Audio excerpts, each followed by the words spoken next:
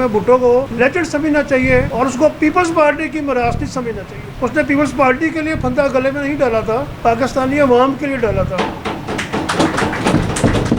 وہ بھی ڈیل کر کے جا سکتے تھے، جب بے نظیر زرداری نواز شریف ڈیل کر کے جا سکتے ہیں تو بھٹو کو کس نے روکا ہوا تھا؟ میرا تعلق قصور سے ہے، قصور کے قریب ایک گاؤں ہے کھڈیاں۔ ہم خاندانی طور پر پیپلز پارٹی میں تھے۔ 1968 میں میرا خیال ہے ہمارے والد صاحب نے پیپلز پارٹی جوائن کی تھی، تو ہمارے حلقے میں احمد رضا قصوری تھے پیپلز پارٹی کے امیدوار، تو ان کی کمپین کے انچارج میرے والد محترم تھے۔ اس دن ہم نے پیپلز پارٹی جوائن کی اور 1989 میں قصور میں جب بے نظیر بھٹو آئی ہیں تو میں نے ان کو اپنا ریزائن دے دیا۔ اس کے بعد میں نے مڑ کے پیپلز پارٹی کی طرف نہیں دیکھا، اور اس فیصلے پہ میرا خیال ہے میں کافی خوش بھی ہوں، ورنہ دل کو مزید جلاتا، پھیپھڑے چلاتا۔ آج ذوالفقار علی بھٹو صاحب کی برسی کے موقع پر ہم اکٹھے ہیں۔ ہر شخص میں خوبیاں اور خامیاں ہوتی ہیں، لیکن میرا خیال تھا کہ آج ہم صرف خوبیوں پہ بات کریں گے، خامیوں پر تو ہم لکھتے ہی رہتے ہیں، تھیں رہیں گی، اور دنیا میں کوئی شخص ایسا نہیں ہے جو خامیوں سے مبرا ہو۔ بہرحال ذوالفقار علی بھٹو، بلکہ میں تو چاہتا ہوں کہ اب جس طرح قائد اعظم ہیں، علامہ اقبال ہیں، محترمہ فاطمہ جناح ہیں، بھٹو کو بھی اب اس لسٹ میں شامل کر دیا جائے اور ان کو پیپلز پارٹی سے الگ کر دیا جائے۔ وہ ایک لیجنڈ تھے، ان کو ہم ایز اے لیجنڈ ہی قوم کے سامنے پیش کریں۔ وہ صرف پیپلز پارٹی کی میراث نہ ہو، وہ پورے پاکستان کی میراث ہیں۔ انہوں نے پاکستان کو بہت کچھ دیا۔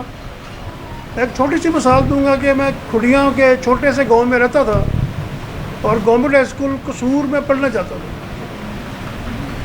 تو ہمیں ایک 10 پیسے کی بھٹو صاحب نے ایک پالیسی انٹروڈیوس کرائی، تو ہم 10 پیسے دے کر کھڈیاں سے قصور پڑھنے جاتے تھے۔ اس 10 پیسے کی وجہ سے کم از کم 200 اسٹوڈنٹ کھڈیاں سے جاتا تھا۔ ایک چھوٹا سا گاؤں تھا، اگر وہ 10 پیسے نہ ہوتے تو میرا خیال ہے مشکل سے 20 لوگوں نے 15 لوگوں نے جانا تھا۔ تو یہ تعلیم کو عام کرنے کے لیے انہوں نے میٹرک تک تعلیم مفت بھی کر دی۔ تعلیم کو بڑھانے کے لیے یہ بھٹو صاحب کا ایک بہت احسن اقدام تھا، جس کو میں آج بھی یاد کرتا ہوں اور سراہتا رہتا ہوں۔ زرعی اصلاحات کی انہوں نے، بے شک 100% اس پہ عمل تو نہیں ہوا، لیکن کوئی 30-35% عمل ہوا۔ اس سے اس وقت بھی کوئی کم از کم 1.5 لاکھ کے قریب مزارعین کو فائدہ ہوا۔ لیکن جو ان کی سب سے بڑی کریڈٹ ہے کہ انہوں نے ہم جیسے دیہاتیوں کو بھی زبان دی، ہم کو بتایا کہ تم کون ہو، تمہارے حقوق کیا ہیں۔ ہمیں پولیس کے خلاف بتایا گیا ہمارے رائٹس کے ہیں، مالک مکان کے خلاف کرایہ دار کو بتایا گیا، زمیندار کے خلاف مزارع کو بتایا گیا۔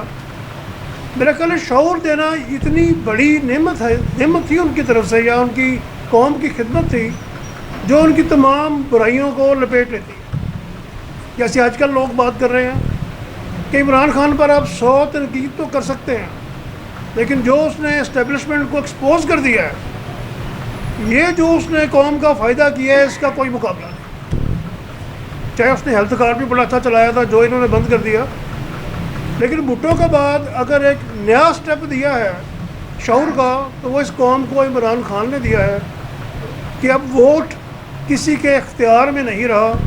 میری بیوی میرے کہنے پہ اب ووٹ نہیں دیتی، میرے بچے میرے کہنے پہ ووٹ نہیں دیتے، وہ اپنا فیصلہ خود کرتے ہیں۔ اور جب قومیں اپنا فیصلہ خود کرنا شروع کرتے ہیں تو منزل دور ہو سکتی ہے، وہ آہستہ آہستہ قریب ہی آئے گی۔ اس وقت جو صورتحال ہے ملک کی، جماعت اسلامی کا رول دیکھ لیں، 77 والا ہی ہے۔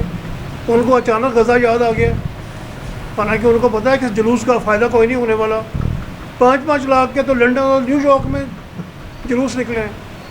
ان کے جلوس صرف بلوچستان کی صورتحال اور باقی سیاسی صورتحال سے توجہ اٹھانے کے لیے، یہ اسٹیبلشمنٹ کے پرانے ہتھکڑے ہیں، چلتے رہیں گے، لیکن بھٹو تاریخ میں تھا، ہے، رہے گا۔ اور میرے خیال میں ان کی خوبیاں زیادہ تھیں، اور جو انہوں نے کچھ غلطیاں کی بھی دوستوں کی نظر میں، تو پھانسی کا پھندا گلے ڈال کے میرا خیال انہوں نے قیمت بھی ادا کر دی۔ اس لیے ہمیں بھٹو کو لیجنڈ سمجھنا چاہیے اور اس کو پیپلز پارٹی کی میراث نہیں سمجھنا چاہیے۔ اس نے پیپلز پارٹی کے لیے پھندا گلے میں نہیں ڈالا تھا، پاکستانی عوام کے لیے ڈالا تھا. وہ بھی ڈیل کر کے جا سکتے تھے، آپ کے سامنے ہیں. جب بے نظیر زرداری نواز شریف ڈیل کر کے جا سکتے ہیں تو بھٹو کو کس نے روکا ہوا تھا؟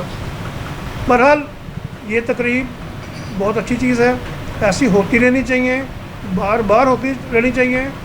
میں اپنے جوید بھائی کے ساتھ ہوں، جب بھی موقع دیں گے ہم حاضر ہیں، ہر قسم کی خدمت کے لیے بھی حاضر ہیں. شکریہ.